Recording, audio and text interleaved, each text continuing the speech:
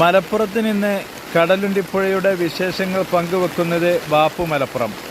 ഇന്ന് ജൂലൈ 16, 2024, സമയം 11 മണി. ഇന്ന് ശക്തമായ മഴയാണ്. ഇന്ന് കർക്കിടം 1.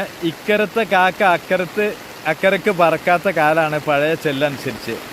അതിനൊക്കെ അന്വർത്ഥമാക്കിക്കൊണ്ട് ഇന്നലത്തെ അപേക്ഷിച്ച് ഒരു 11 സ്റ്റെപ്പ് 12 സ്റ്റെപ്പ് വെള്ളം ഇന്ന് കൂടിയിട്ടുണ്ട്.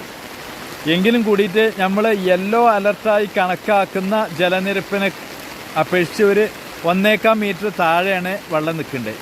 2022 ഇവിടെ വെള്ളം നല്ല ഉയർന്ന വെള്ളം വന്നത്.